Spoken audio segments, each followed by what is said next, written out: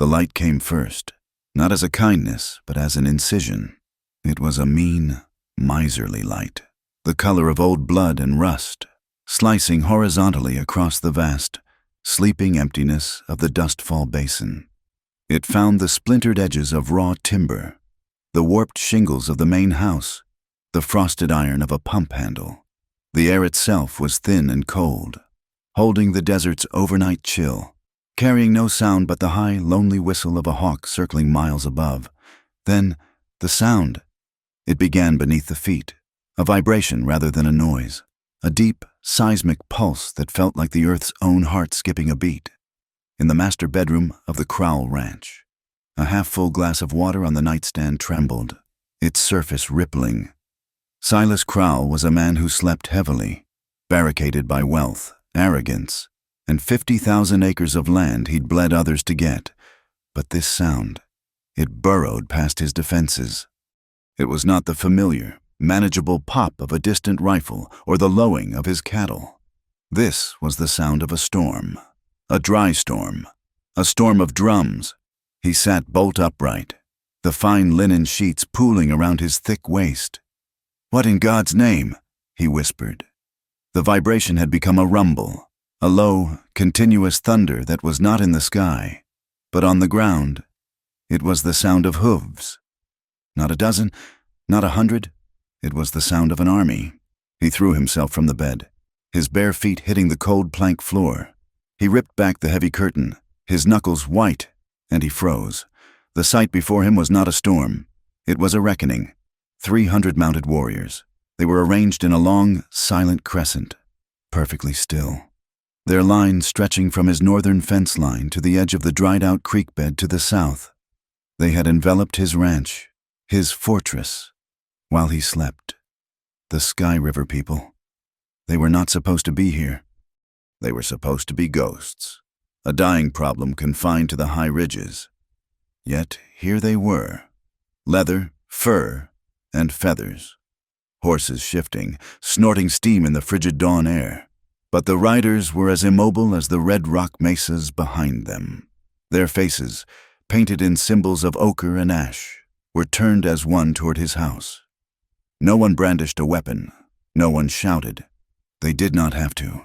Their sheer, silent, disciplined presence was a knife already at his throat. And then Silas saw him. In the center of the yard, in the wide, dead space between the porch and the encircling line of warriors, one man stood alone. He stood with a stillness that seemed to drain the energy from the air around him. His hat was pulled low, its brim casting a dark shadow over his face. His canvas ranch coat, the one Silas remembered seeing splattered with mud and filth, was brushed clean but worn thin, the dust of a long road embedded in its fibers.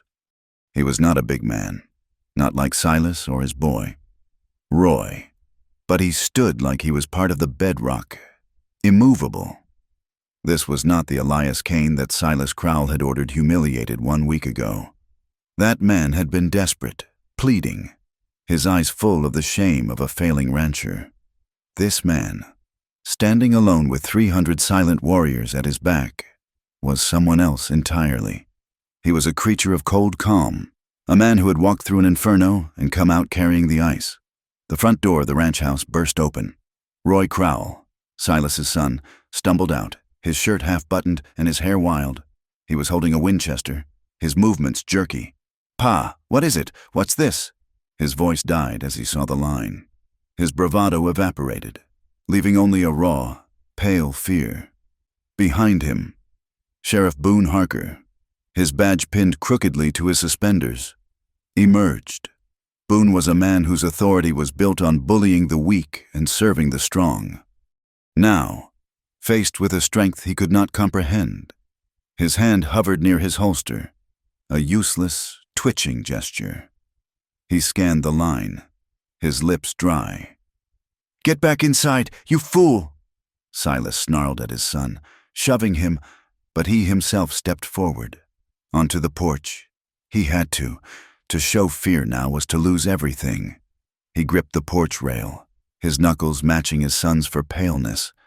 The three of them stood there, a pathetic trinity of corrupted power, staring down at the lone figure in the yard. Elias Kane did not move. He let the silence stretch. Let it wrap around the three men on the porch. Let it suffocate them. He let them feel the weight of every single set of eyes that watched from the line. Finally, slowly, Elias lifted his head. The brim of his hat rose, and his eyes found Silas's. They were gray. Not the gray of a dove, but the flat, cold gray of a winter river, deep and fast and indifferent. There was no anger in them, no fear, only a profound, settled purpose. His left hand, hanging loose at his side, slowly rose. He did not reach for a weapon. He simply used his thumb to press against a simple band of braided leather on his right wrist. It was a small, almost invisible gesture, the quiet confirmation of an old promise, a half-forgotten oath. This was not just the day he reclaimed his honor. This was the day he finally, fully decided who he was and where he belonged.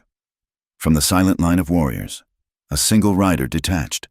It was a horse and rider that moved with one fluid motion. The horse a dark pinto, the rider sitting with a balance that seemed impossible. The horse's hooves made almost no sound on the hard-packed earth as it walked forward.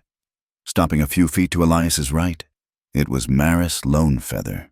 Her black hair was bound in two simple braids, and she wore a man's coat over her beaded leather tunic. She, too, carried no weapon in her hand. Her face, sharp-boned and beautiful, was set in an expression of profound, weary sadness, but her eyes, black and piercing, missed nothing. She looked first at Elias, a long, deep look that was both a question and an answer, a sharing of strength. Then she turned her gaze to the men on the porch. Her presence at his side was a statement more powerful than any rifle. It was a reminder he was not just fighting for himself. They were fighting for us. The silence was now so heavy it was a physical weight. It was Silas who broke it, his voice trying to boom with its old authority, but coming out strained, a little too high. "What do you want? Kane!" he shouted, the words sounding hollow in the vast, cold air. He gestured wildly at the warriors. "You bring this savage horde to my door to scare me, is that it?" The slur hung in the air, ugly and useless. The tension ratcheted. A few horses in the line shifted. Maris's hand tightened on her reins. Elias remained still. When he spoke, his voice was not loud, but it carried in the thin air, clear and sharp as a shard of glass. "No, Silas," he said. He did not shout. He did not need to. "I'm not here to scare you." He took one step forward, the crunch of his boot on the gravel sounding like a cannon shot. "I'm here to make you pay for what you did, exactly 1 week ago." Maris Lonefeather looked at the man beside her.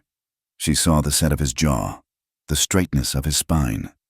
Her mind flashed, sharp and painful, to the image of that same spine bowed in the filthy street of Red Hollow, his face pressed into the mud, the laughter of Roy and Boone echoing in the hot afternoon. Her heart, which she had thought was locked down tight with anger, suddenly swelled with a fierce, agonizing pride. The man she loved, the man they had tried to break, was standing tall again. And this time, by God, he was not alone. Her gaze snapped back to Silas Crowell, her eyes as cold and hard as the obsidian arrowheads her grandfather used to nap. The scene held for a long, breathless moment the terrified, blustering rancher on his porch, and the calm, stubborn rancher in the yard. The rising sun, now clearing the mesas, finally struck them all, bathing the guilty and the avenged in the same harsh, unforgiving light. 1 week earlier, the sun was an enemy. It was 9 a.m, brass-knuckled sun, beating down on the rutted main street of Red Hollow. The air was a thick, breathing thing, choked with alkaline dust and the sharp, hot smell of cattle manure. For Elias Kane, it was the smell of his last chance. He was easing his herd, 20 head of thin but hardy longhorns, into the auction pens behind the livery. They were good animals.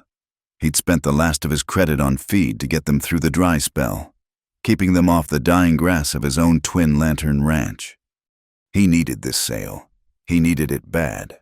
The main well on his property, the one his father had dug with his own hands, was sputtering. It was drawing more sand than water. And without a decent price for this herd, he wouldn't be able to afford the new drilling rig. Without the rig, the ranch would be dust by Christmas. As he latched the gate, he felt the eyes. He always felt them in Red Hollow. To the town. He wasn't just Elias Kane, rancher. He was the half-outlander cowpuncher.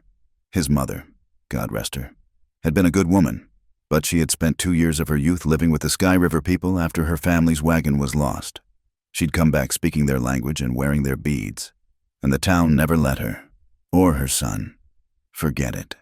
The whispers followed him, a constant, low-level static that questioned his right to be there, that suggested he didn't truly belong. The auction yard was buzzing. Ranchers, hopefuls, and dusty cowboys milled about, smoking, spitting, and lying about the rainfall. Elias saw Mr. Vaughn, the auctioneer, and nodded. Vaughn nodded back, a curt but fair gesture. Vaughn had given his word the night before at the saloon he'd get Elias a fair start on the bidding, knowing the quality of his stock. The bidding started. A small herd of sickly yearlings went for pennies on the dollar. A prize bull was sold for too much. Then it was Elias's turn. Lot 4, Vaughn called out. The twin lantern herd, 20 head, good bone, folks, tough as nails. That's when the air in the yard changed. Silas Crowell had arrived. He moved through the crowd like a boulder rolling downhill, displacing lesser men by his sheer bulk and arrogance. Flanking him were his two shadows, his son, Roy, a younger, meaner-looking version of the old man, and Sheriff Boone Harker, a man who wore his badge as a license to be cruel. Crowell owned most of the valley, and, more importantly, he owned the water. He was the reason Elias's well was failing. Crowell had dammed the upper creek 3 years ago, diverting the main flow to his own vast pastures, leaving everyone downstream to fight over the trickle. Crowell didn't even look at Elias. He just nodded to the paid appraiser standing by the scales. The man, who had looked at Elias's herd just an hour before and declared them prime, now coughed into his hand. "They're light, Mr. Vaughn," the appraiser called out, his voice suddenly reedy. "Got a touch of the fever. I'd say hardly worth the drive in." A murmur went through the crowd. Elias felt a cold knot tighten in his stomach. "That's a lie," Elias said, his voice quiet but clear. He stepped forward.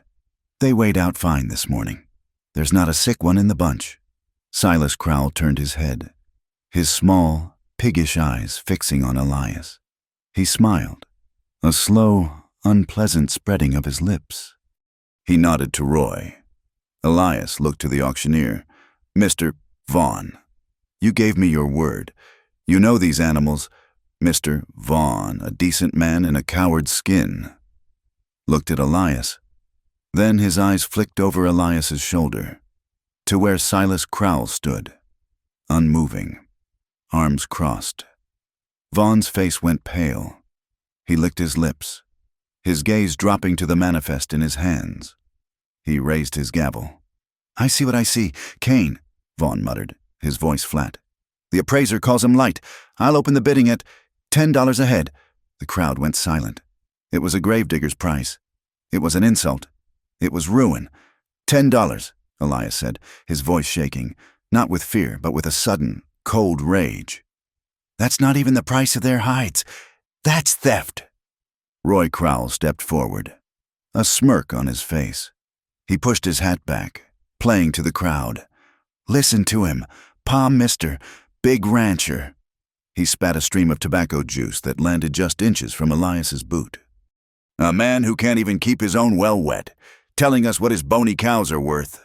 How much you owe on that drilling rig? Kane, how much you begging for?" A few men snickered. It was a nervous sound, the sound of men who knew injustice when they saw it but were too afraid to stand against it. Others, men who had drank with Elias, who had ridden with him, now found a sudden, deep interest in the pattern of the dust at their feet. They avoided his eyes. The shame in the air was thick enough to cut. Elias's hands were balled into fists at his sides. He had one last shred of dignity. He would not give them the satisfaction of a fight he couldn't win. He turned his back on Roy, on Silas, on the whole silent, complicit crowd. "If that's the price," he said to Vaughn, "I'm not selling." He moved to the gate of the pen. He would take his cattle home. He would find another way. He would slaughter them for meat before he let Crowell steal them. He never made it. "Hold it right there, Kane!" Boone Harker's voice was a low growl. The sheriff stepped in front of him, hand on his gun belt. "This is a public auction." "Boone, I'm taking my stock," Elias said, trying to keep his voice even.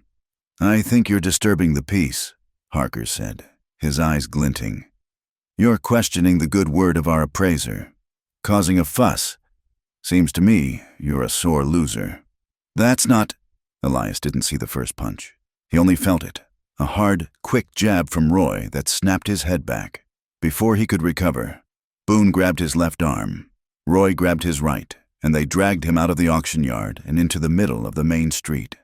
The crowd followed, spilling out from the pens, their faces a mix of curiosity and ugly excitement. They formed a wide, silent circle. "This is what we do with mouthy half-breeds," Roy shouted.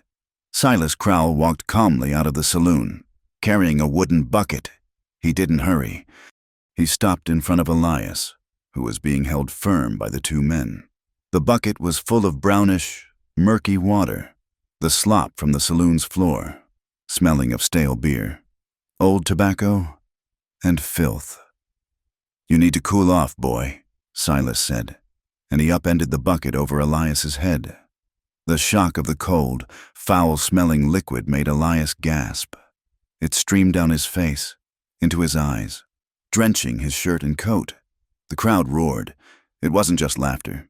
It was a release. The tension was broken, and Elias was the sacrifice. "Let him go," Roy said to Boone. Boone shoved Elias forward, and Elias stumbled, catching his balance on the wet, muddy street. Roy followed him. He grabbed the front of Elias's soaked canvas coat, a good coat his mother had saved for a year to buy him. "Where do you think you're going?" Roy snarled, and with a powerful rip, he tore the front of the coat open. He shoved Elias hard in the chest. Elias, off balance and blinded by the filth in his eyes, fell to his knees in the street. The mud, a thick, greasy paste, splattered his trousers. The laughter stopped. This was something more. This was a ritual. Roy planted his heavy, manure-caked boot on Elias's shoulder, pinning him. He leaned in, his face inches from Elias's. "This," Roy whispered, his voice full of venom, "is your place, Kane, in the mud. Don't you ever think you're our equal. You're nothing. Your mother was trash, and you're the leavings." Elias stared at the ground, the smell of the mud and the cheap liquor filling his nostrils. He could hear the laughter, the catcalls. He could feel the silent judgment of the entire town. And in that moment, something inside him, the part that had always tried to belong, finally broke. "Let him go." The voice cut through the jeers like a knife. It was female, clear, and vibrating with an anger that was hotter than the sun. Maris Lonefeather pushed through the circle of gawking men. She was in town for flour and cartridges, her hair tied back, her deerskin tunic tucked into practical trousers. She had seen the end of it from the steps of the general store, and she had moved without thinking. She reached Roy and grabbed his arm, her grip surprisingly strong, yanking his boot off Elias's shoulder. "Let him go," she yelled again, her English perfect and sharp. Roy stumbled, surprised by the attack. He regained his balance and turned on her, his face dark with fury. But it was Boone Harker who reacted first. "Get your filthy hands off him, squaw!" Boone snarled.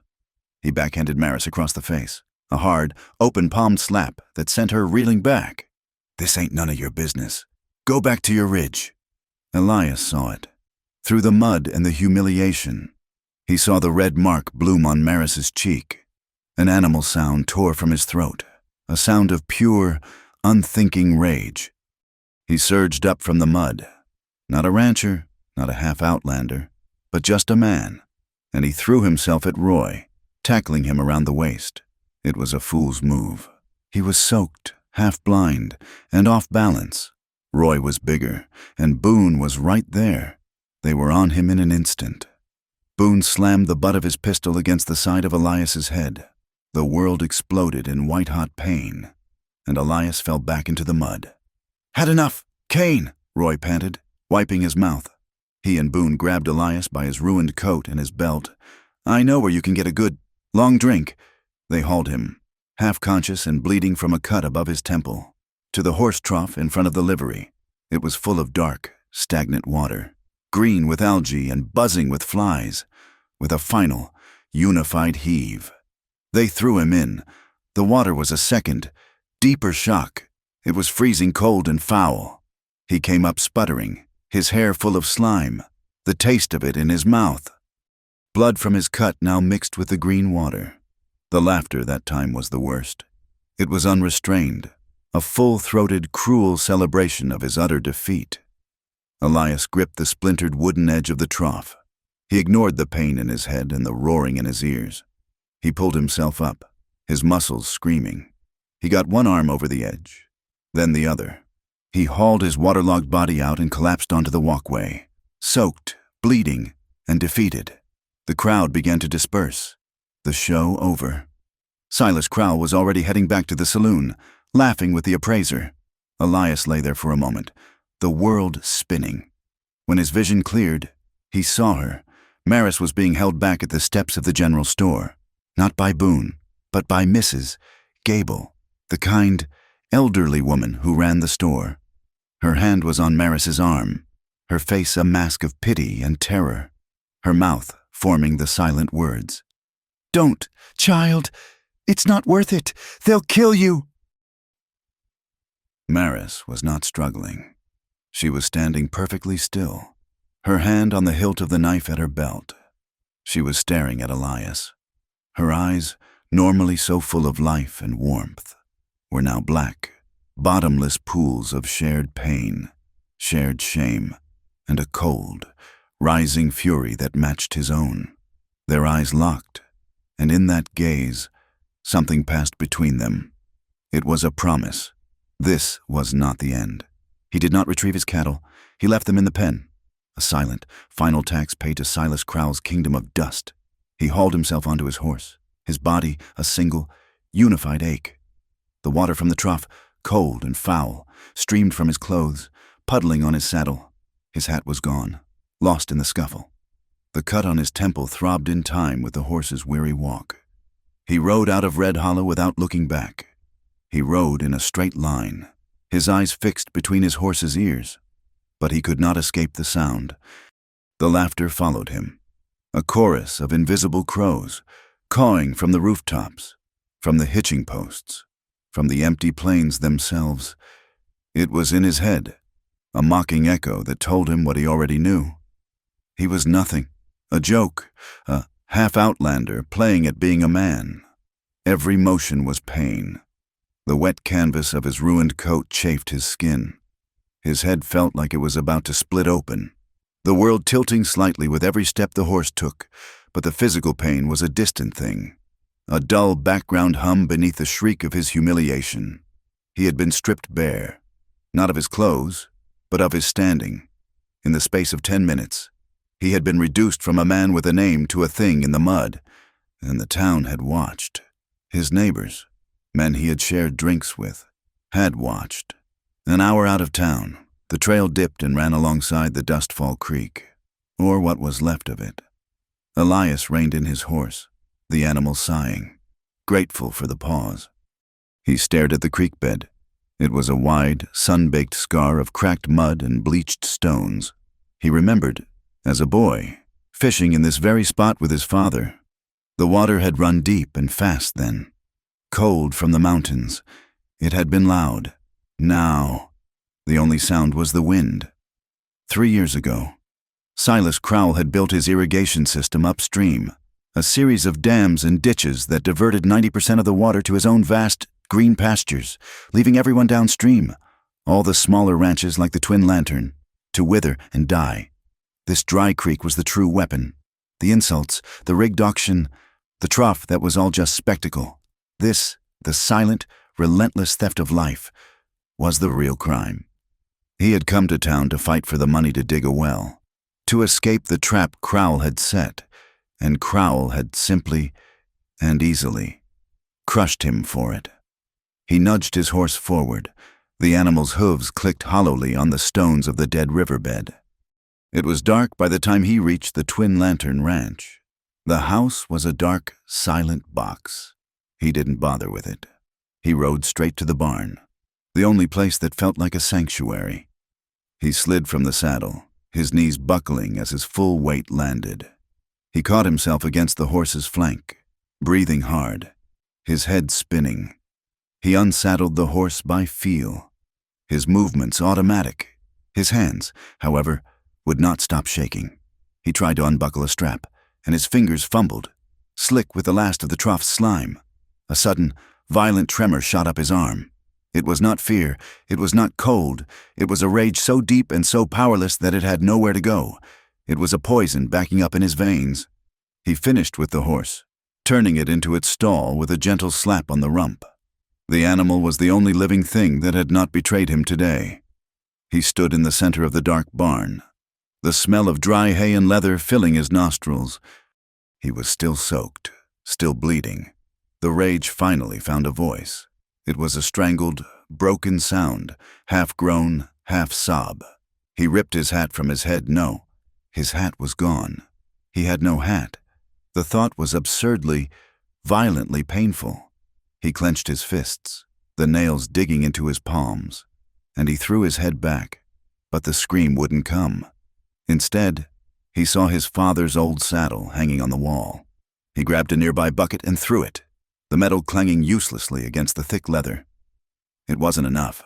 He was vibrating, a wire stretched too tight. He was going to break. The humiliation had hollowed him out, and now this terrible, shaking anger was all that was left. He sank to his knees in the hay, a cold, empty cavern in his chest where his pride used to be. He did not hear her arrive. The Sky River people moved like the shadows they were born to, and she was the best of them. He only knew she was there when a sudden, warm light flickered. He looked up, his eyes raw. Maris Lonefeather was standing 10 feet away, a lantern in one hand, a small, steaming bucket in the other. She had set the lantern on a bale, its golden light creating a small, safe island in the vast, dark barn. Her hair was tied back. Her face, in the warm glow, was a mask of grief and fury. Her eyes were fixed on the cut above his temple. She didn't say a word. She walked to him, her steps silent in the straw. She knelt in front of him, setting the bucket down. She dipped a clean cloth into the warm water, wringing it out. When she lifted it to his face, he flinched, pulling his head back. The gesture was instinctive, the recoil of a beaten animal. "It's just me," she whispered, her voice rough. She reached for him again. Her fingers were gentle, but the cloth was hot, and it stung as it touched the raw cut. He hissed, but he held still. She began to clean his face, her movements slow and methodical. She wiped away the dried blood. She cleaned the caked mud from his jawline. She wiped the green, algal slime from his hair. Her fingers, strong from gripping reins and skinning hides, were impossibly tender. They trembled, just slightly, every time they brushed the swelling, purple bruise on his cheekbone. He endured it in silence. He kept his eyes on the hay-strewn floor. He could not look at her. To be seen like this, by her, was a second, deeper humiliation. He was a man. He was supposed to be her protector, the man she could lean on, and she had seen him, broken, defeated, in the mud. When she finished cleaning the cut, she paused. Her hand, still holding the cloth, hovered near his face. He could feel the warmth of her. "Elias," she said softly. He couldn't speak. He just shook his head, a small, miserable gesture. "I don't want you to see me like this," he finally choked out, the words thick and ugly. I don't want you to be here." He felt her hand fall away. The cold air rushed in where her warmth had been. He thought, for a terrible second, that she would listen, that she would stand up and leave him in the darkness he deserved. Instead, he felt her hands, both of them, land on his shoulders. Her grip was firm. "Look at me," she commanded. He resisted. "No. Elias, look at me." Slowly, his body shaking with a different kind of tremor now. He lifted his head. He forced his eyes to meet hers. What he saw there stopped his breath. It was not pity. It was not disgust. It was a fire, a fierce, protective blaze that burned away all the shame. Her hands moved from his shoulders to his face. She cupped his jaw, her thumbs tracing the lines of his cheekbones, forcing him to hold her gaze. "I did not see a man in the mud," she said, her voice low and intense. "I saw Boone Harker throw me to the ground, and I saw you, Elias, bleeding and outnumbered. Get up from that mud and try to tear them apart with your bare hands." "They all wanted you to stay down. They all laughed, waiting for you to stay broken." Her eyes filled, but the tears did not fall. "But you stood up. That is the Elias I know. That is the Elias I love." The words, they were the key. They were the rain on the dry creek bed. They were the antidote to the poison. The tight, cold knot of emptiness in his chest did not just dissolve. It shattered. It exploded. A sound tore from him, the one that had been trapped all night. And he was moving. Or she was. Or they both were. He surged forward, his arms wrapping around her waist, pulling her against his chest, burying his face in the leather and smoke smell of her tunic. He was shaking, a profound, bone-deep shudder. Not from cold, not just from pain, but from the sudden, overwhelming, agonizing relief of being seen, of being loved. She held him, her hands moving to the back of his head, her fingers twining deep into his hair, holding him as if she could absorb the tremors from his body into her own. "It's all right," she whispered. "It's all right. I am here." He pulled back just enough to see her face. The lantern light caught the tears that now tracked, shining, down her cheeks. He didn't know who moved first. His head came down. Hers came up, and their mouths met in the darkness. It was not a gentle kiss. It was a collision. It was desperate and hungry. A starving man's first meal. It tasted of salt and hay and the metallic tang of the blood on his lip. It was a drowning man's gasp for air. His arms crushed her to him, and her hands gripped his head, her fingers pulling at his hair, anchoring him. Their breath came in short, ragged bursts, their foreheads pressed together, their lips finding each other again and again in the dark. He was shaking, but so was she. This was not just passion. It was a defiant act. It was a claim. In this barn, in this small circle of light, the world of Silas Crowell and Boone Harker did not exist. There was only this, gently. Maris broke the kiss, but she did not pull away. She guided him, pulling him down into the cleanest, softest pile of hay, the one he had forked for the horses that morning. They sank into it, a rustling, warm nest. She never let him go. She settled against him, pulling his head down onto her chest, her arms wrapping around his shoulders. He lay there, his ear pressed against her, listening to the strong, steady drum of her heart. It was the only sound in the world that mattered. It was the opposite of the hoofbeats of his nightmares. His own heart, frantic and erratic, began to slow, to match her rhythm. His hand, no longer shaking, came up and found her braid, his fingers idly tracing the woven pattern. They lay like that for a long time, breathing in the scent of hay in each other. The pain in his head had receded to a dull throb. The emptiness was gone, filled by her warmth. "We could leave," he whispered into her tunic. "I could sell the ranch for pennies. We could go north, to the high country. Start over." He felt her hand stroke his hair. "And be running for the rest of our lives?" she asked softly. "No. This is your land. Elias, your father's land. The water is your water." "It's not," he said, the bitterness returning. "It's his. The town is his. The law is his. I have nothing." She was silent for a moment. Then she shifted, pulling him up so he was lying beside her, their faces inches apart in the lantern glow. You have me, she said, her voice fierce. And you have your mother's people. You have not been to the Sky River camp since you were a boy. But they have not forgotten you. My father has not forgotten you. She leaned in, her breath warm on his ear, her voice dropping to a whisper that sent a different kind of shiver down his spine.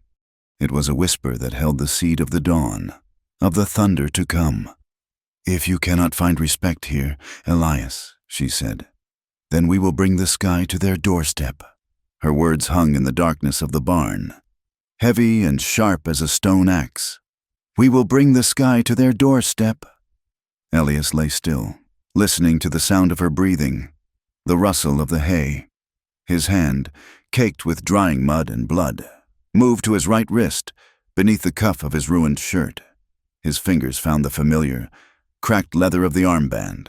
It was a piece of him he never looked at in town, a part of his skin he had learned to hide, but he was always aware of it. It was a silent, permanent weight. Maris's promise did not just give him a future. It unlocked the past. It was 10 years ago. He was 17, thin as a whip, all elbows and a nervous cough. His father was gone. His mother was struggling, and he was working as a hired hand for a freight company, hauling supplies from the railroad to the outlying forts. He was at Fort Ashbury, a miserable, wind-swept collection of raw timber and sour soldiers, unloading sacks of flour into the quartermaster's storeroom. He was not supposed to be inside, but the sergeant was lazy. From the attached office, he heard voices, loud and careless, bolstered by whiskey and authority. A captain and a lieutenant. It is a simple removal. Lieutenant, the captain was saying, his voice a bored drawl. Orders from the territorial governor. That tract of land is too valuable for a handful of hostiles to be hunting on. We need it for the new silver survey. And the treaty, sir, the lieutenant's younger voice asked, a note of hesitation in it. The treaty is a piece of paper. Son, they are savages. They do not honor it. So why should we move at 0300, hit their winter camp at dawn. A quick, surgical strike. We'll be back before Sunday service, and the Dustfall Basin will be open for good. Elias froze. His blood turned to ice water. The Sky River people. He knew the stories the town told. The lies spat over saloon bars about them being bloodthirsty heathens. But he knew another story. He knew the story his mother told, her voice soft and her eyes distant, staring into the fire on cold nights. She had been a girl, 8 years old, lost from her family's wagon train after a flash flood.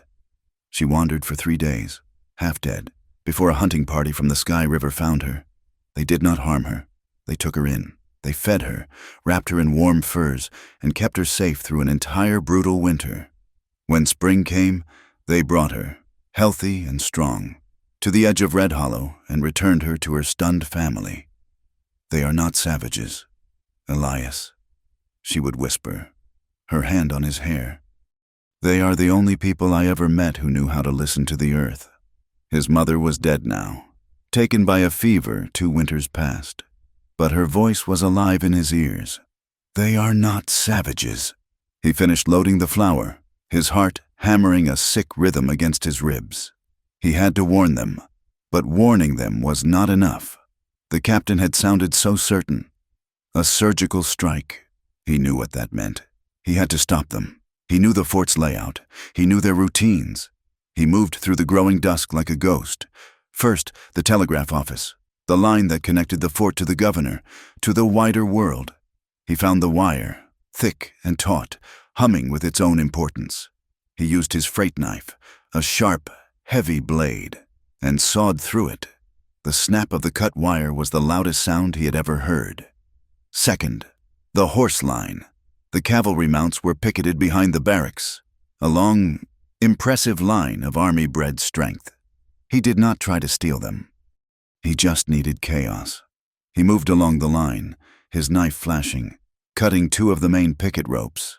Then, taking a deep breath, he slapped the nearest horse hard on the rump and let out a wild, high-pitched hiss. The reaction was immediate. The startled animal reared, screaming, and the panic was contagious. Horses tore loose. Lines snapped, and in seconds, a dozen animals were thundering, wild-eyed, into the open brush, neighing in terror. He heard soldiers shouting, doors slamming, the chaos he needed. Third, the route. He knew the way they would go. Cinder Pass. It was the only fast way to the high ridges. And in Cinder Pass, there was a small, rickety wooden bridge over a 30-foot ravine. He ran to his own wagon, unhitched his horse, his only real possession in the world, and rode. He rode like the devil was on his tail, pushing the animal harder than he ever had. He was a 17-year-old boy, committing an act of treason that would see him hanged. He did not care. He reached the bridge an hour before the moon was high. He didn't try to destroy it. He didn't have time. He just unfastened it, working with his knife and a pry bar from his saddlebag. He worked the main support beams on the far side loose from their anchors. He left them balanced, looking sound, but ready to fail. It would not hold the weight of a column of horses. He scrambled his own horse down the ravine and up the other side, bypassing his own trap. Then he rode for the rest of the night, his heart in his throat. He rode toward the camp he had never seen, repeating the town's ugly words in his head. They'll skin you alive. They eat men like you. He burst into their hidden valley just as the first pale gray light touched the sky. He was yelling, his voice cracked and raw. Soldiers, soldiers are coming from the fort. He fell from his horse, his legs giving out, and was immediately surrounded. They came from the trees, from the lodges, from the rocks, silent, armed men. Arrows were nocked, old rifles were aimed. He was on his knees, panting, looking at a dozen ways to die. An old man, his face a beautiful, intricate map of wrinkles, stepped from the largest lodge. His presence was so powerful that the armed men parted for him. This was Chief Raven Elk. Elias, terrified, spilled the story. Fort Ashbury, a captain. They're coming at dawn, to clear the valley. A raid. He couldn't breathe. A girl stepped out from behind the chief. She was young, maybe 15, with eyes that were black and impossibly deep. She was all sharp angles and a defiant chin, and she looked at him not with fear, but with a fierce, analytical curiosity. She looked at this dirty, babbling white boy who had fallen into their midst. She spoke in her tongue, a fast, liquid question to the chief, then turned to Elias. Her English was clear, learned from traders, but careful. Who are you? Why do you tell us this? My mother, he panted. Mary Kane, you. You saved her. When she was a girl, she told me, they're coming to kill you. I had to stop them. The girl's eyes widened, just slightly, at the name. She translated. Raven Elk listened, his face unreadable. He looked at the sky, then at Elias. He said one word, and two young men melted into the pre-dawn shadows, heading down the pass. An hour passed. It was the longest hour of Elias's life. He sat by a small fire, watched by everyone. He was given a cup of water, but no one spoke to him. The camp was not in a panic. It was alert, a quiet, tense energy. Then the scouts returned. They ran into the clearing, their faces grim, and spoke in a rapid, urgent flow.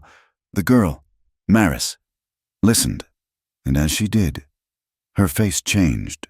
The suspicion was gone, replaced by a dawning, stunned respect. She turned to Elias. They found the soldiers, she said, her voice quiet. The telegraph wire at the fort is cut. They found 20 horses scattered for miles. And the bridge at Cinder Pass. It is broken. The captain's horse fell. They are in chaos. They are turning back. The entire camp looked at him. He was not just a messenger. He was the reason. Raven Elk stepped forward and put his hand on Elias's shoulder. The old man looked at him, and for the first time, Elias did not feel like a boy. The chief spoke, and Maris translated, her voice now soft. He says, she began, that you did not come to warn us. You came to stop them. You, one boy, stopped a company of soldiers. You have risked your own hanging for a people you do not know. The chief then spoke to his people. We will not give them the blood they want. We will move. Today, he turned back to Elias. From his own belt, He took a simple, braided strip of cured leather. He took Elias's right wrist, his hand rough and warm, and tied the band himself. He tied it in a knot that Elias would never be able to undo. "This boy," Raven Elk announced, his voice ringing, and Maris translated it with pride, "came to us with the dawn. He saved us from the fire. He is a brother. From this day, we will call him Dawn Brother." The camp began to move, a swift, practiced dissolution. "You must go," Maris told him, her voice suddenly shy. "If they find you here, they will know. My father says I am to show you the safe pass, the one the soldiers do not know." She rode with him for 2 hours. As the sun climbed, painting the high canyons in gold and pink, they were awkward at first. 2 teenagers from 2 different worlds, bound by a secret of treason and blood. He asked her name.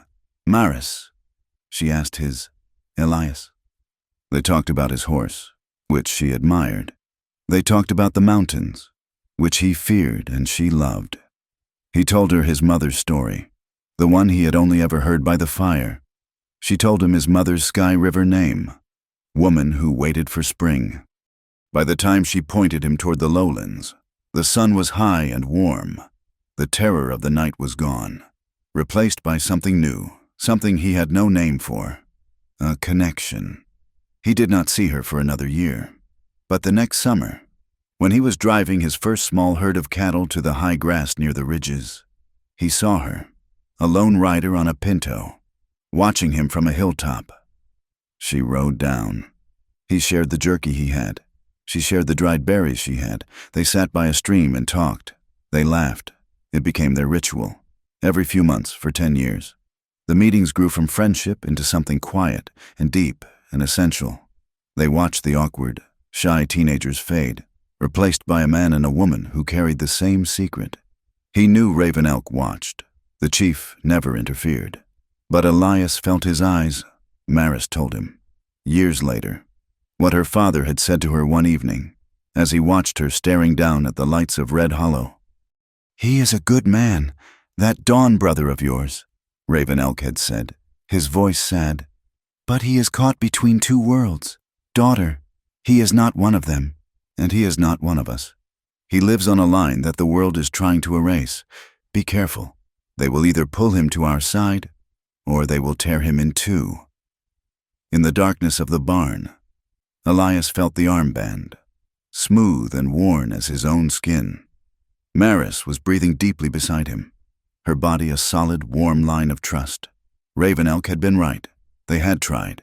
In the mud and filth of Red Hollow, they had tried to tear him in 2. He turned his wrist, feeling the tight, ancient knot. The oath he had taken as a boy had never been broken. The debt he owed was long paid. But the bond remained, and now, for the first time, he was not being asked to save them. He was desperate enough to ask them to save him. He was not just Elias Kane, the failed rancher. He was Dawn Brother, and the sky was about to fall. She left before the first hint of gray light. She left the barn, left Elias breathing in the scent of hay and the first real sleep he'd had in a month. She moved through the darkness of his ranch yard, her heart a heavy, beating drum against her ribs. She saddled her pinto, her motions economical and precise, and mounted in one fluid movement. She did not ride the road. She cut cross-country, up the dry stony ridges, through the dark, sleeping forests of pine. The pinto, sure-footed and fast, knew the way. This was not a ride of peace, like the one she took to meet him. This was a ride of war, or something close to it. It took her 4 hours, riding hard, to reach the hidden mouth of the canyon that led to Silver Ridge. The camp of the Sky River people was not a place you stumbled upon. It was a fortress built by nature, a high valley sanctuary of grass and water, protected on all sides by sheer granite cliffs. She passed the 2 silent sentries posted at the canyon's entrance, their rifles glinting in the new sun, and rode into the heart of her home. The camp was stirring, the air smelling of cook fires and coffee, but Maris did not go to her lodge. She did not stop for water. She strode, her legs stiff from the ride, her face set, straight to the largest lodge, the one her father used for council. "He is with the horses," her aunt said, seeing the look on her face. Maris found him by the stream, his hands gentle on the fetlock of a new foal. Raven Elk was a man who looked like the mountains he lived in, old, weathered, and unshakable. He looked up as she approached, his eyes still sharp and clear as a hawk's, taking in her muddy trousers, the strain around her mouth. "You ride as if a ghost is behind you, daughter," he said, his voice a low rumble. "A ghost is in front of us, father," she replied, her voice tight. "A ghost of what they want to do to us all." "You must call the council, now." He searched her face for a long moment, then nodded once. Slowly, he turned and walked to the center of the camp, to the great, blackened circle of stones. He lifted his head and spoke a single word. It was not a shout, but it carried. By the time the sun was high, they were gathered. The council fire was lit, a symbolic act in the bright daylight. They sat in a wide circle, the elders, the lead warriors, the women who held the wisdom of their families. Maris stood in the center, alone. She waited until the silence was complete. Then she began to speak. Her voice was low, controlled, and clear. She did not use the high, emotional language of a plea. She used the hard, precise language of a witness. She told them everything. She told them of the Twin Lantern Ranch and the dry well. She told them of the rigged auction, of the appraiser's lie. She told them of Silas Crowell's smile. Then her voice hardened. "They dragged him into the street," she said. The fire popped, a counterpoint to her cold words. Silas Crowell poured the slop from the saloon floor over his head. Roy Crowell tore his coat and put his boot on his neck. He told Elias he was trash, and that his mother was trash. A low sound, a growl, vibrated from the chests of the younger warriors, the men who had been boys when Elias first saved them. "I went to him," Maris continued, her voice dropping. "I told them to let him go." She touched her own cheek, where the red mark had faded but the memory had not. "And the one with the badge, Boone Harker, he struck me. He called me squaw, and he told me to go back to my ridge." The growl became a roar. Stones in fist, a broad-shouldered man whose temper was as short as his name, leaped to his feet, his hand gripping the knife at his belt. "This is enough," he shouted, his voice cracking. "This Crowell is a disease. His son is a maggot." They lay hands on the chief's daughter. They insult the honor of Dawn Brother, the man who saved us. I say we ride now, we burn his barns. We take his cattle. We teach these white men dogs what it means to touch one of the people." A chorus of sharp hows echoed his cry.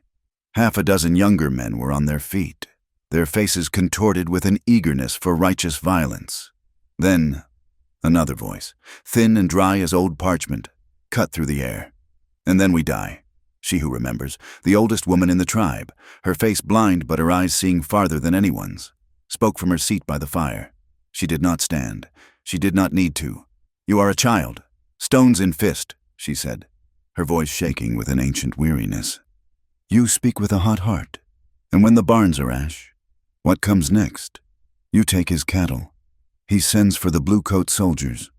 We have seen this before. You have not. I have. I saw them hang my brother for stealing a single horse.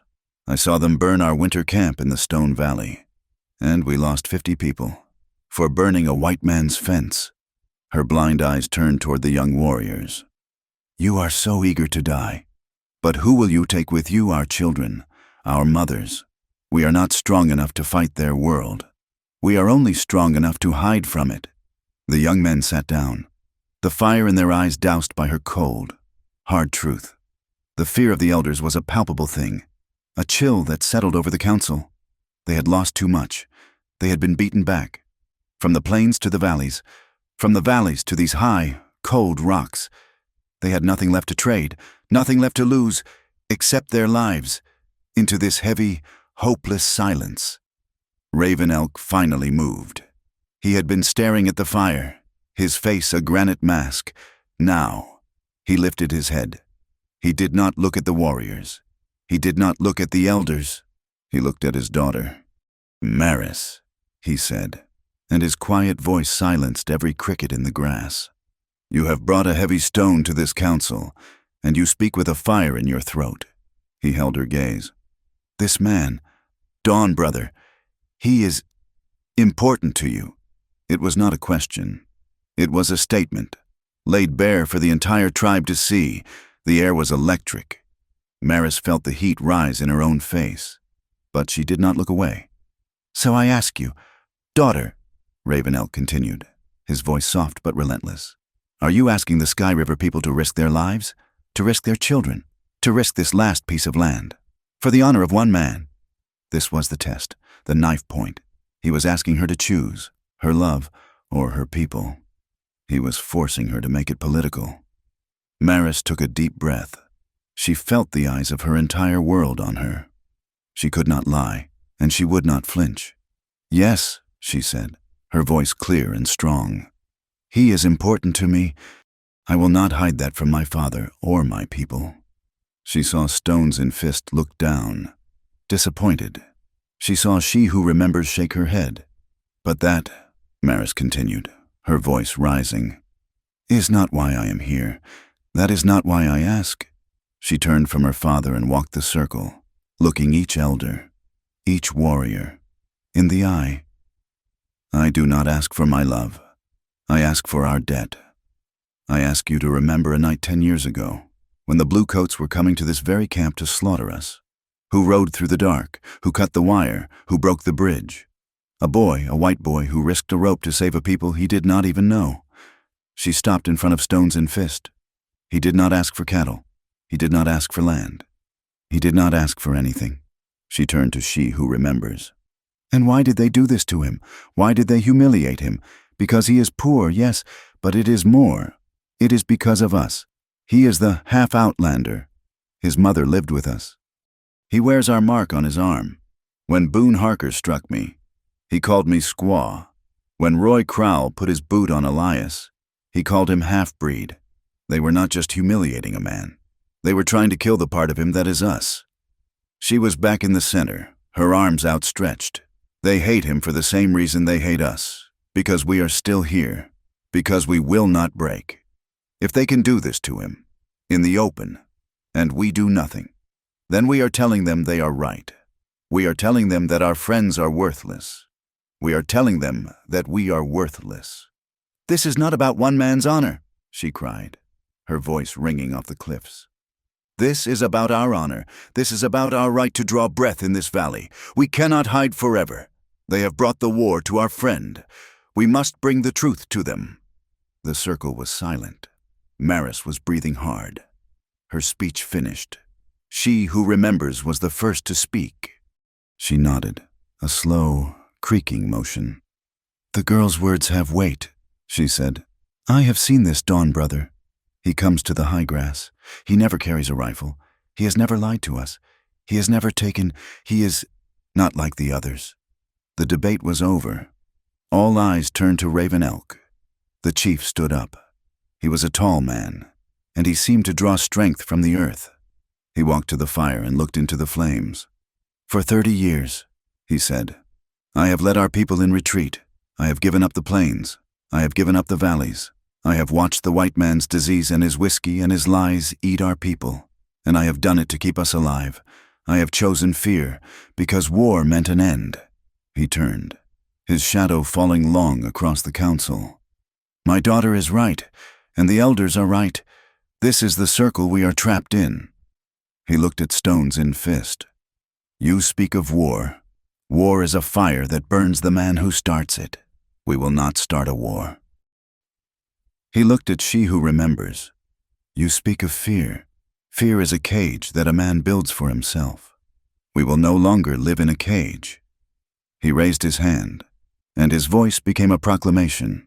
We are the Sky River people. We will not send a war party. We will send a truth party. We are not bringing war to Red Hollow. We are bringing the truth to the doorstep of the man who humiliated him. We will show that town, and that snake Crowell, what belonging really means. We will show them that Dawn brother is ours. He let the words sink in. If they choose blood, it will be their choice. We will not be the first. He began to give the orders, his voice sharp and fast. Send the riders, now, To the Wind River camp. To the North Fork. To the families at Ghost Mesa. Tell every man who can ride. Tell them to be at the Windstep Plateau in 3 days. Tell them to bring their standards. Tell them to bring their weapons. But tell them to bring their discipline.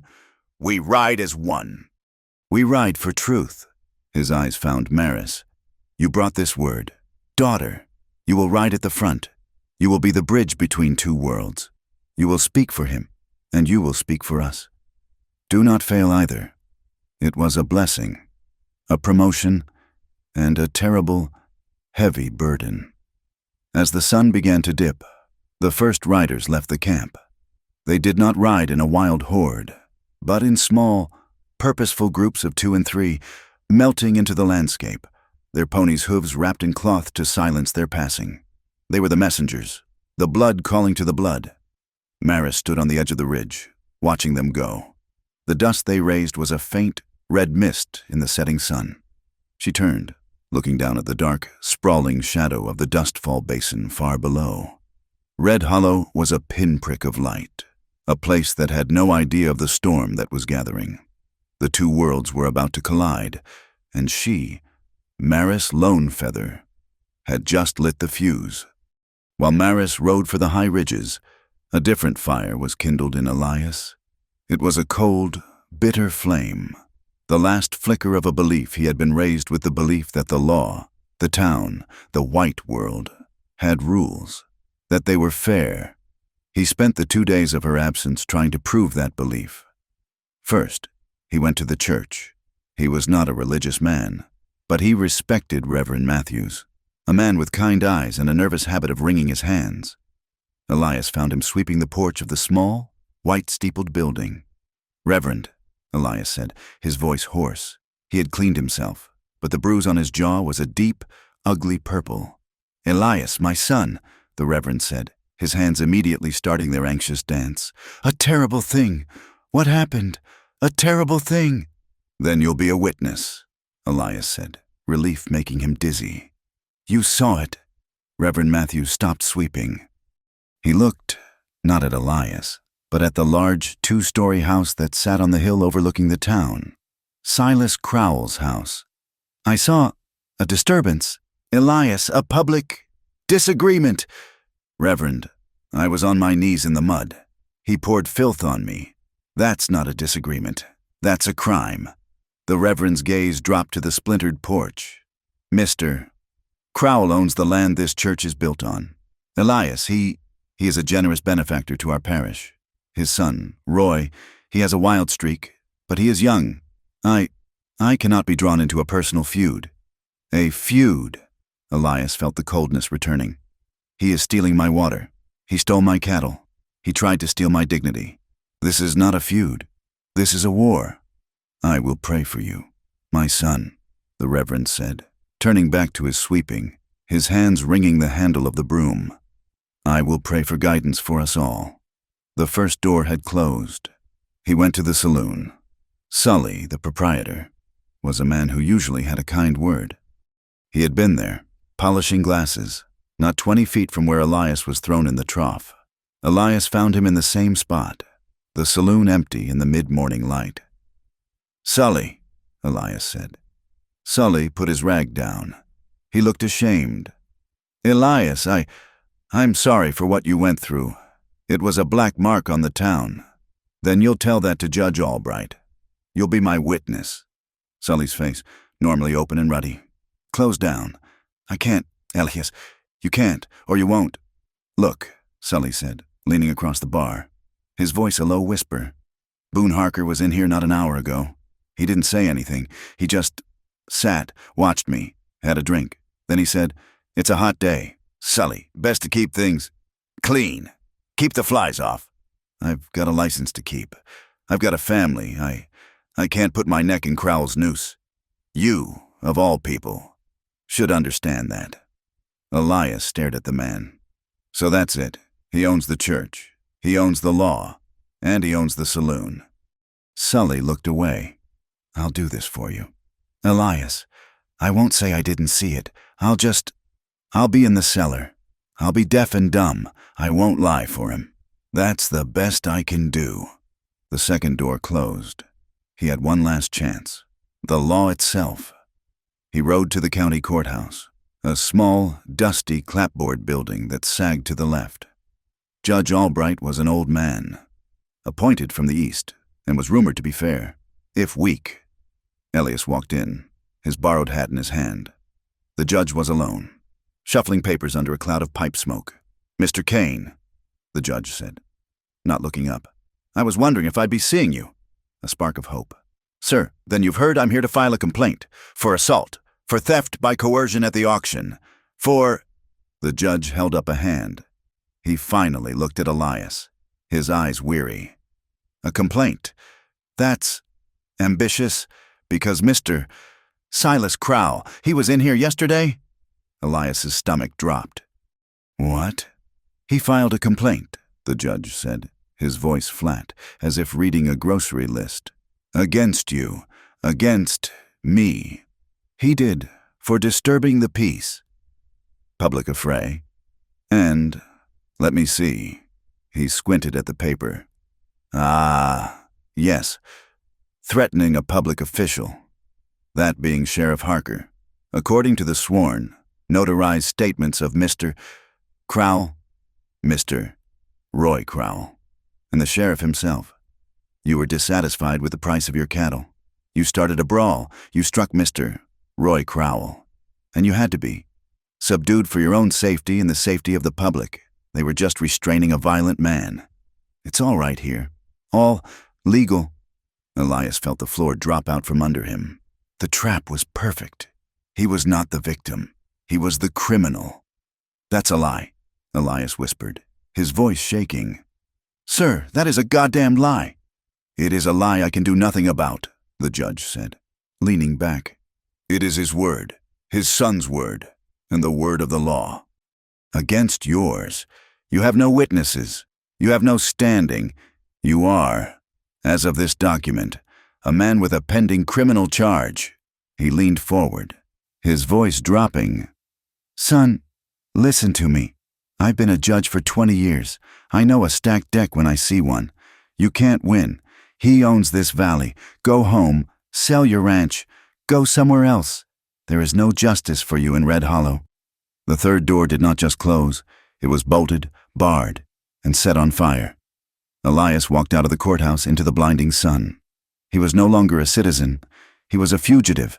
He rode back to the Twin Lantern, the world a silent, hazy, unreal place. When he got there, a horse was tied to his porch rail. Boone Harker was sitting in his mother's rocking chair, whittling.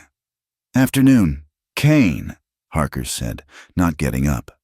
"Get off my property," Elias said, his voice a dead monotone. "Oh, I'm just here on official business," Boone said, a lazy smile on his face. He pulled a folded paper from his pocket and tossed it onto the porch. It landed in the dust. "That's from the judge. It's a formal warning.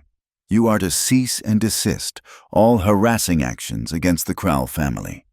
You are to stop spreading malicious and unfounded stories about what happened at the auction."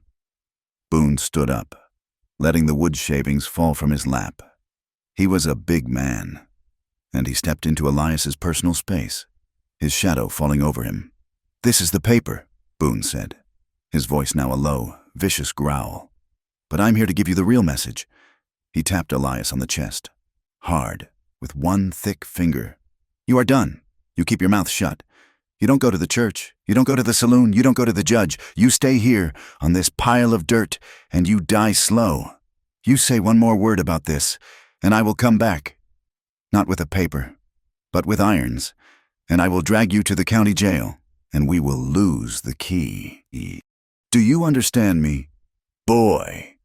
Elias stared into the sheriff's dead eyes. He did not flinch. He did not speak. Boone smiled, satisfied by the dead look in Elias's eyes. He thought he had won. He thought he had finally broken him. He clapped Elias on the bruised shoulder, a painfully hard gesture, then laughed and walked to his horse. Elias stood there, unmoving, until the sound of Harker's horse was long gone. He looked at the dry well. He looked at his father's barn. He looked at the folded paper, a white square of surrender, lying in the dust. The legal way, the white man's way, was a lie. Night fell. He did not light a lamp. He sat in the dark in his mother's chair. The one Boone had violated. He was hollow. She came, as she always did, like a shadow. He didn't hear her until she was standing in the doorway of the small, sparse bedroom. "You tried," she said. It was not a question. "Yes." His voice was a rasp.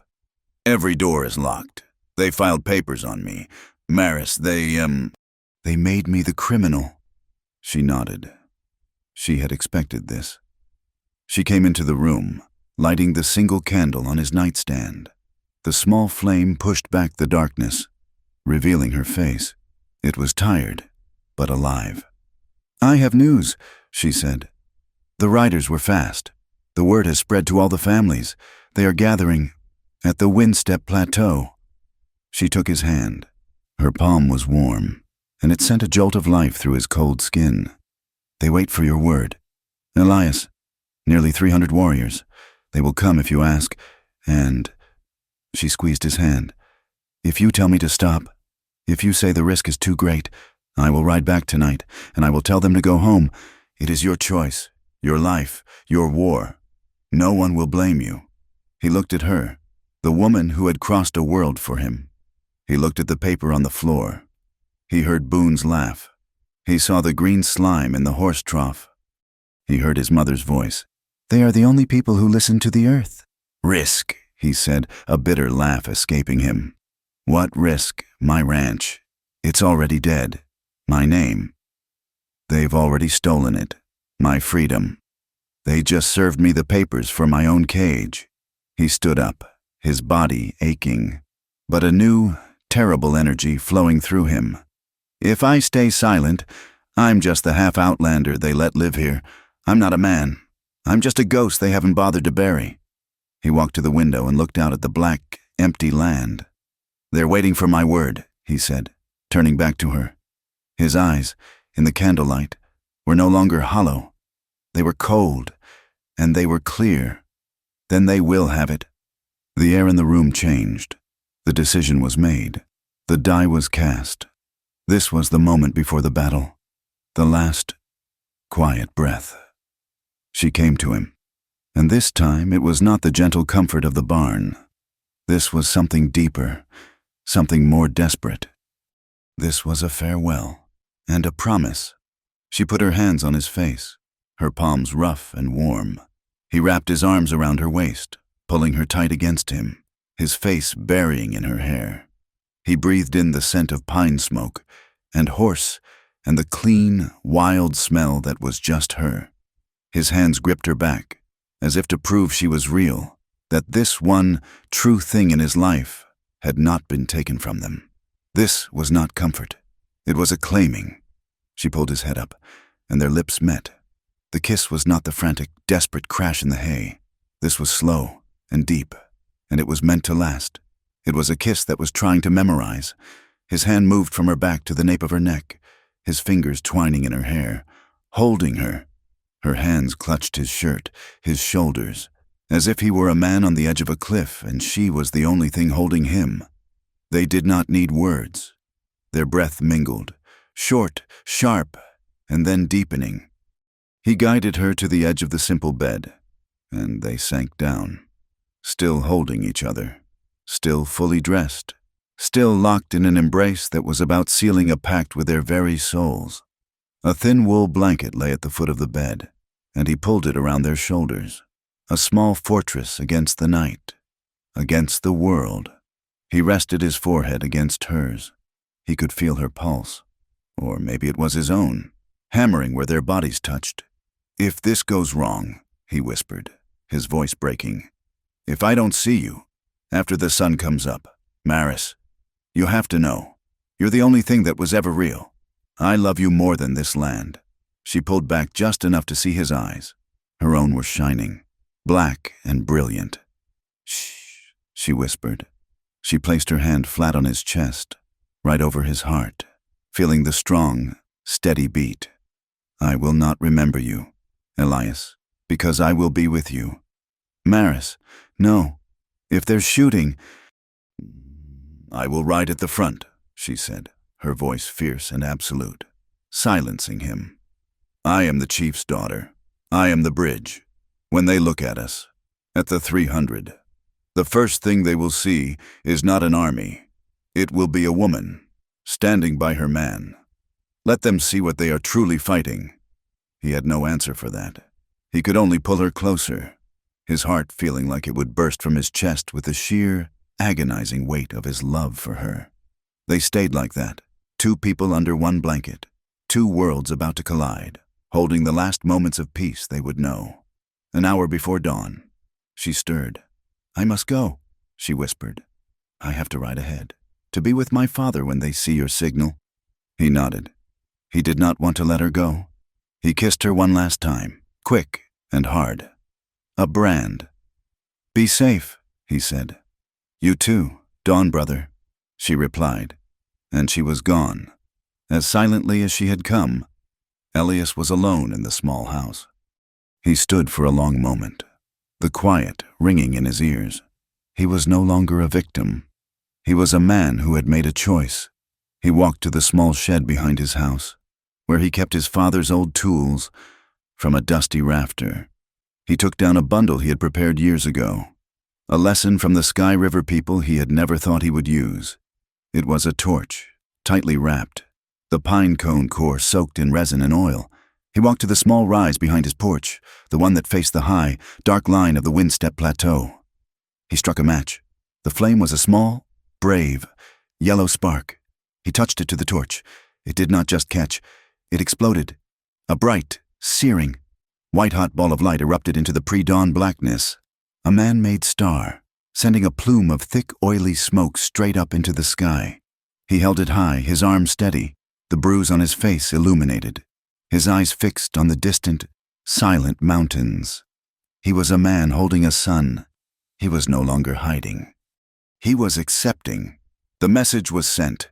The signal flare burned a hole in the black sky, a defiant, white-hot star that was answered. Not in the sky, but on the earth, on the Windstep Plateau, a high, vast mesa hidden from the valley below. The answer came as a series of small, distant fires. For 2 days, they had been arriving. They came in groups of 5 from the North Fork, in groups of 20 from the Ghost Mesa, in single-family bands from the hidden valleys. They were the scattered, forgotten, and now summoned blood of the Sky River people.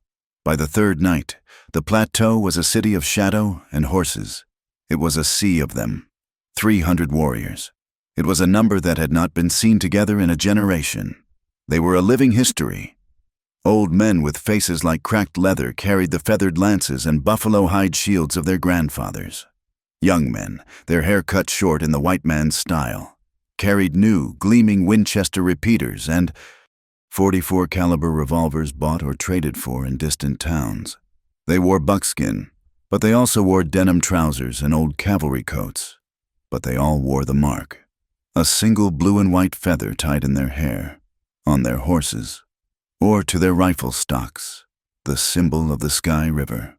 The air was thick with the smell of wood smoke, horse sweat, and a low, humming tension that was the sound of a great power held in check.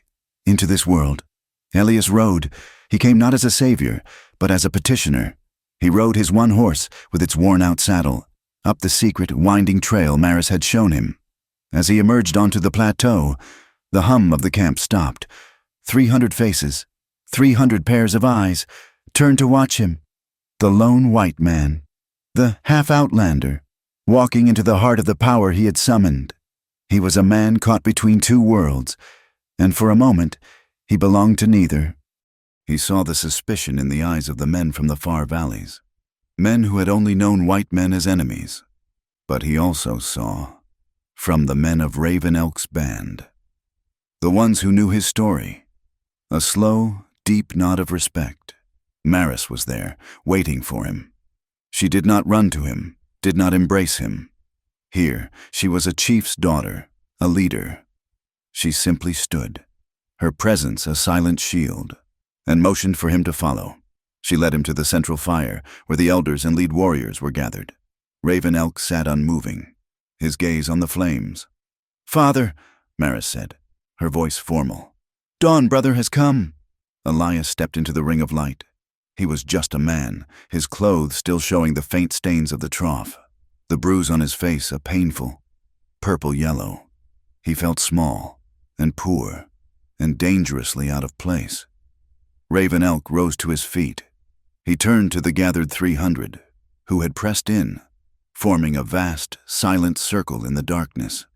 "Men of the Sky River," the chief's voice rang out, a deep, powerful call. "You have been called, and you have come. You look at this man, and you see a rancher. You see a white man." He pointed a long, bony finger at Elias. "I see more. I see a boy. 10 winters ago, who risked his own neck to save this camp from a soldier's fire. I see the man the town of Red Hollow spat on, not just because he is poor, but because he is our friend, because his mother knew our ways, because he has our mark on his arm." He moved to Elias's side, a shocking, powerful gesture of alliance. He put his hand on Elias's shoulder. "They did not just humiliate this man," he roared. "They humiliated a brother of the Sky River people, and they humiliated my daughter. We have been called, we have answered. Now, Dawn Brother will speak. He will tell us what justice we are here to make." Raven Elk had, in one speech, taken Elias's personal shame and forged it into a tribal cause. He was no longer an outsider. He was the reason. Elias looked at the sea of faces, all turned to him, waiting. He had never spoken to more than 3 men at a time. His throat was dry. I thank you," he started, his voice a rough rasp. "I have no right to ask, but I am here. I am asking, but I am not asking for a war."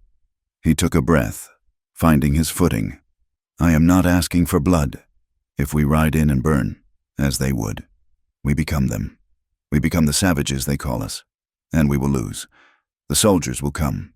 And all this," he gusted to the camp, "will be gone, for nothing."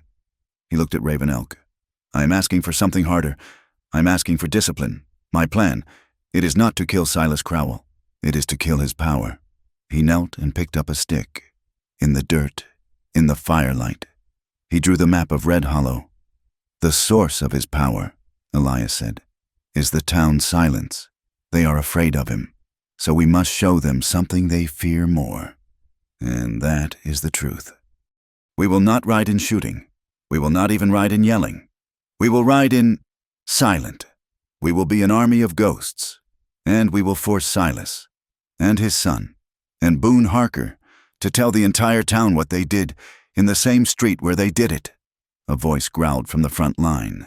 It was Stones in Fist, his arms crossed over his massive chest. "A confession," he spat. "We ride for 3 days. We bring 300 rifles. For words. They tried to kill his spirit. They struck the chief's daughter. Humiliation is not enough. Blood should answer blood." "No." It was Maris, stepping forward, her eyes blazing. She stood next to Elias. "A partner. Stones in Fist. You are a warrior. You think of a warrior's weapons. But Crowell's greatest weapon is not his gun. It is his ledger. It is the fear. It is the shame he gives to everyone. So they are too afraid to look up. We cannot burn his ledger. We cannot shoot his fear." She pointed to Elias. "But we can take it away. When the whole town sees their God, Silas Crowell confessing his crimes because he is terrified, his power is broken. Forever. The silence is broken. We are not riding for humiliation. We are riding to change the balance of the world. That is a victory that lasts. Blood is just blood. This is justice." Her words, sharp and clear, settled the matter. The logic was undeniable. This was a new kind of war. Elias turned back to the map in the dirt. "This is how we do it," he said, his voice now steady, the voice of a man with a plan. He drew a line. "The town has 2 roads in, 2 roads out, and a telegraph. Team 1. He looked at Stones in Fist. "You are the fastest. You take 20 men, you ride ahead, you cut the telegraph wire, and you hold the road to Fort Ashbury. Nothing gets out, no message, no soldier." Stones in Fist, his eyes now bright with a new, tactical understanding, nodded. This, he understood. "Team 2. Elias pointed to another warrior. You hold the south road, Team 3, the largest. You will be the crescent. You will form the line around the Crowell Ranch. Just as the sun rises, you will be the wall he wakes up to. And us, Maris asked, though she already knew. And us, Elias said, his stick touching a spot in the center of the map. We will be a small group. Me, you, your father. We will not be part of the wall. We will be the ones who ride right up to his front door. We will be the ones to knock. The plan was set. A low murmur of agreement ran through the camp. They began to break into their new units, checking weapons, tightening cinches. A low, purposeful hum of preparation. Hours later, the camp was asleep. Save for the sentries, the night was vast and cold. The stars so bright they looked like holes in the black sky. Elias stood on the edge of the plateau, looking down, far, far below. The Dustfall Basin was a pool of darkness. Red Hollow was a tiny, sleeping smudge. He felt her presence before he heard her. Maris came and stood beside him, wrapping her own blanket around her shoulders. They stood in silence for a long time. It's a city, Elias whispered, his voice full of awe, nodding back at the sleeping camp. All these people, all this power. I'm afraid, Maris. Good, she said, not looking at him. Only a fool would not be. No, he said, turning to her. I'm not afraid of them. He pointed down, at the dark valley. I am afraid of what I am doing to you. I am dragging your people, my family, into my war. I am using your father's honor. If this goes wrong, if the army comes, I will be the man who destroyed the Sky River people, just like my mother's story, but in reverse. Maris turned, her face a pale oval in the starlight. And if you did nothing, she asked, her voice soft but sharp. If you let me ride away, if you sat in that house, with your dry well and your broken spirit, and let them win. She put her cold hand on his bruised cheek. I would have lost you anyway. Elias, you would have died by inches, and the part of me that loves you would have died with you. This, she gusted to the camp, this is life. It is a terrible, dangerous life, but it is not a slow death. We are not hiding. I am not afraid for my people. I am proud of them. He had no words for that. He just pulled her to him, his arms wrapping around her, burying his face in her hair. She held him, her hands on his back. It was not the desperate, hungry embrace of the barn, nor the sealing promise of the bedroom. This was two people, small and human, on the edge of a great and terrible thing, holding each other up. It will work, she whispered into his chest. How do you know? He whispered back. Because I am here, she said, and you are here, and we are not alone. He tipped her chin up, and he kissed her. It was a long, slow, cold kiss under the stars. It was a kiss of shared fear and absolute, unshakable resolve. It was the kiss of a soldier, of a partner, of a wife, a vow to see the sun rise. 100 yards away, Raven Elk stood in the shadow of a lodge. He watched the two small figures, silhouetted against the sea of stars, holding each other. He sighed, a long, weary breath that carried the weight of 30 years of retreat. But then, a small, almost imperceptible smile touched the corner of his mouth. His generation had learned how to hide, how to survive, but theirs was learning how to stand. The darkness began to thin. The first cold hint of dawn was hours away. But the camp was stirring. A quiet order was given. The sound was not of talk, but of work. The sound of 300 men checking their saddles. The sound of metal clicking softly on leather. The sound of horses, sensing the change, snorting and shifting.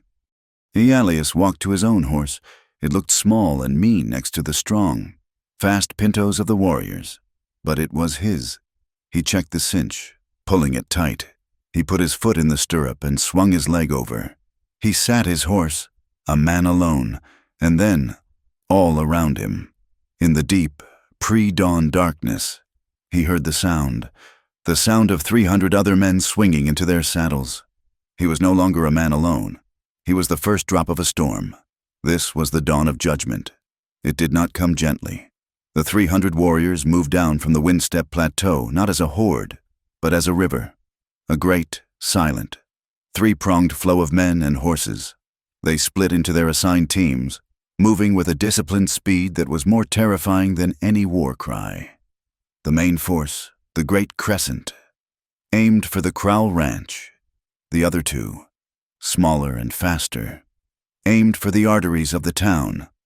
A red dust cloud, enormous and unnatural, rose in the pre-dawn stillness, a signal to the valley that the earth itself was rising up. Old Man Hemlock, a small-time dairy farmer, was walking from his house to his barn, a milking bucket in each hand. He heard the sound first, the low, dry thunder. He looked west, and he stopped, his blood running cold. It looked like the entire ridge was moving. A dark line of riders, 24 strong, flashed past the end of his property line, heading for the Fort Ashbury Road. They didn't look at him. They didn't slow. They rode as one, their faces painted, their rifles in their scabbards. He was so mesmerized, so terrified, that he did not even notice he had dropped both buckets. The milk a spreading white stain in the dust. In Red Hollow proper, the telegraph operator, a young man named Cillian, was just waking up to make his morning coffee when he heard the line. His connection to the outside world suddenly go dead. A flat, empty click. He frowned and tapped the key. Nothing, just silence. He didn't know that. 2 miles up the line, Stones in Fist was already riding away, a long, coiled piece of copper wire in his hand. At the Crowell Ranch, the sun was just beginning to cut the horizon, painting the sky in the colors of a fresh bruise. The scene from an hour before was still locked in its terrible stalemate. Silas, Roy, and Boone on the porch, the silent, encircling army of 300. But now, the army was closer. It had tightened the noose. The front line of warriors was so close that Silas could see the individual patterns of paint on their faces, the condensation of their horses' breath, and the center of the confrontation was no longer just Elias. From the line, Raven Elk and Maris rode forward, their horses walking slow and deliberate. They stopped on either side of Elias, who had not moved. The three of them now stood at the foot of the porch steps, a silent, unified front. For the first time, Silas Crowell felt something other than arrogance. He felt the cold, sharp prick of impossibility. His money meant nothing. His hired guns, sleeping in the bunkhouse, were useless, penned in by an army. His sheriff was just a man with a piece of tin, and he was visibly shaking. Roy, however, was still stupid. He was young, and his fear came out as anger. "Pa, this is crazy," he hissed, his eyes darting. I'll get the boys. I'll get the rifles from the bunkhouse. We'll give 'em a volley." "Stay here, you fool," Silas snarled. But Roy didn't listen. He saw a small gap in the line near the side of the house, a path that led to the bunkhouse. Believing he was being clever, he slipped off the side of the porch, crouching low, and began to sprint, his hand on the empty holster at his hip. He made it 10 paces. He didn't hear them. He just ran into them, a wall of horses. 6 warriors, who had been sitting, unseen, in the shadow of the water tower, simply moved their mounts to block his path. They were silent. They did not draw their guns. They did not shout. They just sat. They stared at him, their eyes flat and cold. Stones in Fist, who had circled back from his mission, was at their head. He just shook his head once, a slow, mocking gesture. Roy stopped dead. The arrogance evaporated, replaced by a pale, sick fear. He looked at the 6 men, then at the 300 behind them. He slowly, agonizingly, put his hands up, a gesture of absolute surrender. He turned and walked back to the porch, his face ashen, his humiliation complete. He had been treated not as a threat, but as a child. "I told you to stay put, damn you," Silas hissed, grabbing his son's arm. Boone Harker, seeing this, felt his own authority challenged. He was the law. He couldn't be penned in.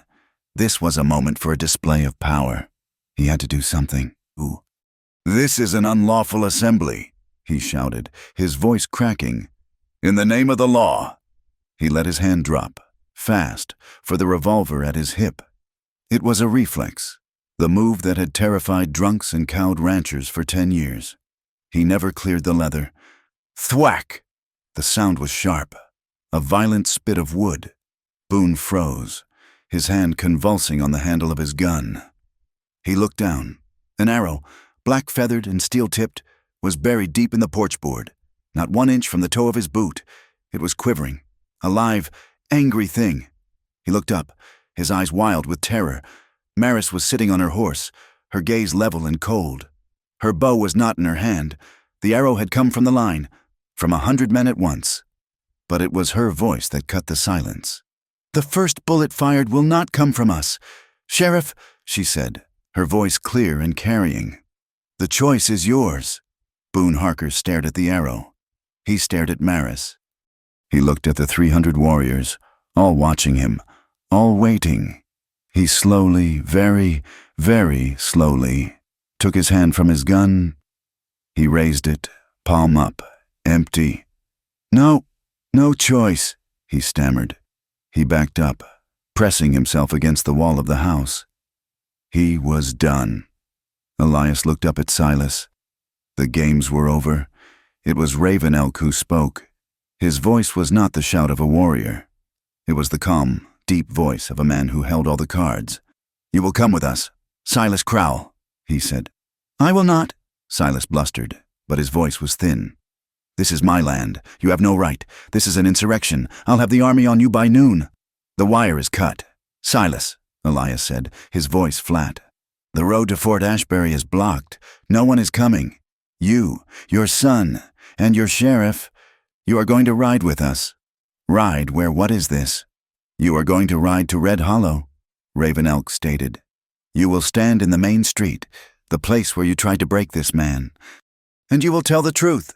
"Tell the truth," Silas scoffed, but his eyes were darting, calculating. "What truth?" "You will tell them," Maris said, her voice sharp. "How you rigged the auction with the appraiser. You will tell them how you ordered your son to assault this man. You will tell them how your sheriff struck me, a woman, for speaking. And you will confess," Raven Elk finished. "If you do not, we will not leave. We will not burn your house. We will not steal your cattle. We will wait, here, on your land, on your porch.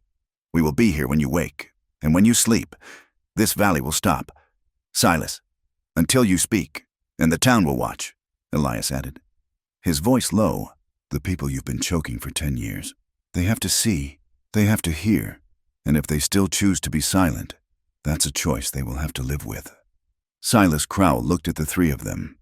He was a cornered rat, but a smart one. He saw the trap. But he also saw, he thought, an escape. "This is blackmail," he yelled. "Armed extortion." "No," Elias said softly, stepping up onto the first step of the porch. He looked up at the man who had ruined him. "This is what you call power. It's just pointed back in the right direction." Silas's mind was racing. He looked at the 300 silent men. He looked at his terrified son and his useless sheriff. He couldn't fight them, but he could still beat them. He could still win. He knew the people of Red Hollow. They were cowards. They were his cowards. If he went to town, surrounded by these savages, the town wouldn't see his guilt. They would see him as a victim. They would rally to him, the white man, against the Indian threat. This wasn't a confession. It was an opportunity. He straightened his suspenders. He puffed out his chest, trying to reclaim his authority. "Fine," he said, his voice booming with false confidence. "Fine, we'll ride to your meeting. If it will get this savage army off my land, I have nothing to hide from the good people of Red Hollow. Let's go. Let's see who they believe." He strode past Elias down the steps, assuming he was in charge. "You will get your horses," Maris ordered, her voice stopping him in his tracks. "And you will ride, in front of us." The procession was a strange, terrible, and quiet thing. Silas, Roy, and Boone, mounted. their faces a mixture of fear and simmering arrogance. They were not bound by ropes. They were bound by the 300 sets of eyes that followed them. The great crescent of warriors parted, forming 2 long lines, a corridor of judgment. The 3 men were forced to ride down it, and just behind them, close enough to hear them breathe, rode Elias and Maris. They rode side by side, their stirrups almost touching, their shoulders aligned. They were the engine of this justice, and they were pushing the town's rotten secret, the town's king, right back to its very heart. Red Hollow woke to a nightmare. The sound of the approaching riders was not a charge. It was a dirge, a slow, unstoppable rhythm of 300 horses walking on hard-packed earth. The sound funneled down the main street, a river of hoof falls. "Oh, God! Oh, dear God!" Mrs. Gable, the general store owner, dropped a crate of tins. She was the first to see them. They're here, Sky River." The name was a scream. It passed from the store to the saloon, from the saloon to the church. Indians, they're in the street. Windows slammed shut. Doors were barred. A mother ran screaming into the street, scooped up her 2 small children who were playing with a hoop, and dragged them back inside. The door slamming like a gunshot. People who had been starting their day now found themselves prisoners in their own homes, peering with terrified eyes through the gaps in their curtains. Reverend Matthews fell to his knees in his own church. Sully, the saloon keeper, hid in his cellar, just as he had promised. The 300 warriors did not stop. They did not slow. They rode into the town and, with practiced precision, split into 2 long, perfect lines, one on each side of the street. They filled the street from the livery stable all the way to the courthouse. They did not dismount. They did not draw their rifles. They just sat. They sat on their horses, a silent, painted, feathered wall of judgment, blocking all escape. They had created an arena, and the entire town was being forced to watch. Into this arena, the procession came. Silas, Roy, and Boone were forced to ride to the center, right in front of the auction pens, right in front of the livery. They were forced to dismount, their legs shaking. Elias, Maris, and Raven Elk dismounted with them. The townsfolk, trapped behind their windows, watched. This was not the raid they feared. This was something else, something slower and more terrifying. Elias Kane walked, his boots crunching in the dirt, until he was standing in the exact spot of greasy mud where he had been forced to kneel 1 week before. The stain was still there. He stood on it, his back straight, his hat pulled low. He was no longer a victim on this spot. He was its owner. Maris stood just at the edge of the circle, her hand resting on the hilt of her knife. She was not a participant. She was a guardian. Her eyes were fixed on Elias, but her body was angled toward Boone Harker, daring him to make a sound. Raven Elk stood as an elder, his hands clasped, his presence that of a judge. Elias looked at Silas. He did not shout. He did not have to. The silence of 300 warriors was all the volume he needed. "Tell them," Elias said, his voice quiet, but it carried in the dead, terrified air. Silas Crowell looked at Elias. Then he looked at the windows of the town. He saw the curtains move. This was his moment. This was where he would turn them. "Tell them what?" Silas said, his voice booming, full of false, righteous anger. "Tell them how you brought this savage army to threaten our wives and children. Tell them how you've allied yourself with them against your own kind." He was met with absolute, profound silence. Not from Elias, from the 300 warriors. They did not react. They did not care. His words were useless. His old weapons were broken. "Start with the auction," Elias said, his voice flat. Silas hesitated. The crowd was not rallying. The warriors were not flinching. He was alone, in a circle, with the truth. I don't know what you mean. It was a fair—" Raven Elk took 1 step forward. He did not look at Silas. He looked at the sky. "All silence," the chief said, his voice a deep rumble, "has a price. Today, your silence will cost you your ranch." Silas's head snapped around. "You can't—" "Tell the truth," Elias repeated, unmoved. "Tell them about Mr. Vaughn." Tell them about the appraiser. Silas's face was a mask of sweat. He looked at the town, then at the wall of warriors. His trap had failed. He was the one on display. He had to speak. All right, he yelled, the word tearing from his throat. Fine, the appraiser works for me, I paid him. A gasp, collective and sharp, came from several windows. Mr. Vaughn, the auctioneer, watching from his office, sank into his chair. I told him to declare the herd light, Silas continued, the words coming fast now, a torrent of confession. I told Vaughn I would ruin him. I'd buy out his lease if he didn't play along. It was just business. Business, Elias repeated, the word tasting like ash. And was it business when you had your son and your sheriff drag me into the street? That, Silas stammered. That was different. He was disrespectful. Why? Elias demanded. Why was I disrespectful? Tell them. Silas was cornered. Because you kept complaining about the water, you kept stirring up the other ranchers, whining about the Dustfall Creek. I had to teach you a lesson. A man must protect his property. My water, Elias said.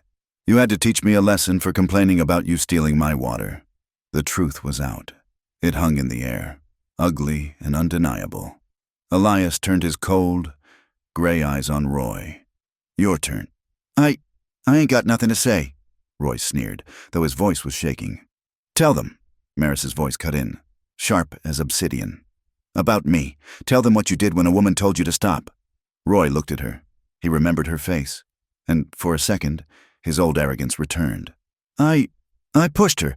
She's a squaw. She had no right. You slapped her, Elias corrected him, his voice deadly. Boone held her, and you slapped her. No! A woman's voice screamed from a window. It was Mrs.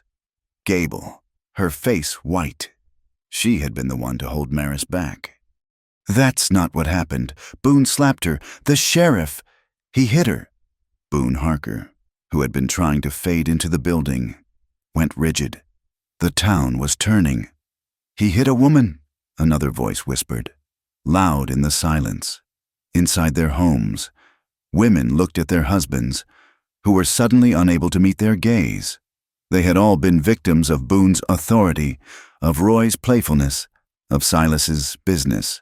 They had all been told to stay silent, and now they saw. Elias turned from the three broken men. He looked at the silent houses, at the hidden, watching eyes. I didn't bring 300 warriors here for revenge, he said, his voice tired, but carrying. I didn't bring them here to burn your town. I brought them here to be witnesses, because I was shown, 1 week ago, that I have no honor in this town, that my word is worthless, that I don't belong. He pointed to the ground. This is what happens when you let one man decide who belongs. This is what happens when you are so afraid. You would rather watch a man be put in the mud than stand up. What happened to me? It can happen to any of you. The day he decides you, too, are not one of us. He was finished. He stepped back. Maris stepped forward. Her presence was electric. She was not the girl from the general store. She was the chief's daughter. My name is Maris Lonefeather, she said, her voice ringing. My father is Raven Elk, chief of the Sky River people. The man you call sheriff struck me. The man you call neighbor put his boot on a man's neck. And you watched. She pointed at Elias. You call him half outlander. You whisper about his mother. Do you know his story? She told them. She told them about the night, 10 years ago, when a 17-year-old boy rode through the dark to save her entire camp from a slaughter. He cut the wire. He broke the bridge. He risked his life for us. And when my father offered him anything, he asked for nothing. He never took, he only protected. Her eyes swept the windows, her gaze full of a profound, cold contempt. He has spent 10 years protecting you, and you let them throw him in a horse trough. I ask you, people of Red Hollow, do you deserve a man like this? The silence that answered her was the sound of a town's soul breaking in shame. Into that silence, Raven Elk stepped forward. He was now the judge. He looked at the three men. "This is not a white man's court," he said, his voice a low rumble. "We do not deal in paper. We deal in balance. The balance has been broken. Now, it will be restored." He looked at Silas. "You stole the water. You will give it back. You will sign a paper, a legal paper, that turns over all water rights to the Dustfall Creek, from the fork to the basin, not just to Elias Kane, but to a trust for all the small ranchers of this valley. Your power is broken." Silas looked like he had been shot. "No, not the water. That's everything. That's ruin." "It is justice," Raven Elk said. He then looked at Roy and at Boone Harker. "You two, you have no place here. You have no honor. You have laid hands on a daughter of a chief. You have broken the trust of your own people. You will be banished. You will pack what you can carry, and you will leave this valley by sundown. If you are ever seen here again, the Sky River people will consider it an act of war." "Banished," Boone sputtered. "You can't. I'm the law." "You are a coward," Raven Elk said. "Go." He turned to Elias. "Get the papers." "From the judge." Elias walked to the courthouse. He came back with Judge Albright, who was pale and shaking and carrying a sheaf of papers and a pen. The judge, it seemed, had already drawn them up. He had been waiting, too. In the middle of the street, on the back of a warrior's horse, Silas Crowell, his hands shaking so badly he could barely hold the pen, signed away his empire. He signed away the water, the source of all his power, under the silent, watching eyes of the 300 warriors who had not fired a single shot, and the entire town that had finally been forced to see, as Silas's signature dried. Elias Kane stood watching. He felt a hand slip into his. It was Maris. He looked at her. She was not smiling. Her face was grim, but her eyes were shining. He squeezed her hand, a small, almost invisible gesture. It was not a gesture of passion. It was a gesture of fact. It was done. We are done, and we did it. The storm passed. The silence that followed was not the old, fearful silence of Red Hollow. It was a new, changed quiet, the sound of a valley holding its breath, processing the impossible. The 300 warriors did not linger. They did not celebrate. They had come to be seen, and they had been. By noon, they were a river flowing in reverse, splitting into their small bands, melting back into the high ridges and canyons from which they had come. They left behind a town that was fundamentally broken and remade. They left behind the hoofprints of 300 horses, and a story that would be told by grandfathers, a story that would become a myth. Boone Harker and Roy Crowell were gone by 4 o'clock. They left separately, without a word, one riding north, the other west. They took only what their horses could carry. Their departure was quiet, almost pathetic, a silent, unlamented banishment. Silas Crowell was the last to leave the street. He walked, a heavy, broken man, to the courthouse. The papers he had signed were legal, witnessed by the judge and half the town's terrified eyes. He would be forced to sell most of his land, thousands of acres, just to pay the debts he no longer had the water to support. He would not be poor, not entirely, but he would be small. He moved into a little house on the edge of the Dustfall Basin, a house he had once owned as a foreman's, and he lived out his days as a man who had been a king, and who was now just a man that no one, for the first time, was afraid of. In the days that followed, the change in Red Hollow was not loud. It was 1,000 small, quiet adjustments. When Elias Kane rode into town for supplies, his head held high, his canvas coat now stitched and clean, people did not stare, not with the old mockery. Some, like Reverend Matthews and Sully the saloon keep, found they could not meet his eye at all. They would duck into doorways or suddenly find a deep interest in a barrel of nails. Their shame was a new, visible wall between them. But others, like Mrs. Gable, stepped out onto her porch. She didn't say much. She just nodded, her face full of a new, quiet respect. "Good day, mister." "Kane," she said, and the mister was as loud as a cannon shot. The water returned. That was the real miracle. With the diversion dams torn down, the Dustfall Creek, the one that had been a dry, cracked scar, began to flow. It was a trickle at first, then a steady, laughing stream. It ran past the Twin Lantern Ranch, and past the ranches of a dozen other small-time operators who had been strangling. The land and the people began to drink. A week after the confrontation, Elias stood by the bank of his new living stream. He was not alone. Raven Elk had come down from the high ridge, alone this time, for a final word. "The water is good," the old chief said, his eyes on the moving current. "It is," Elias replied. Raven Elk looked at Elias, his gaze deep and searching. "The debt," he said. "The one my people owed you for your act as a boy. It is paid. Your honor is restored." Elias started. "I can never repay—" "No," Raven Elk interrupted, but not unkindly. "You misunderstand. The debt is paid. We are balanced. You are no longer Dawn Brother, the boy we owed, and we are no longer the people in your debt." He placed a hand on Elias's shoulder. "From this day, we are simply family. What we do for each other, we will do for that reason, not for the past." He looked toward the small ranch house, where Maris was hanging clean laundry on a line.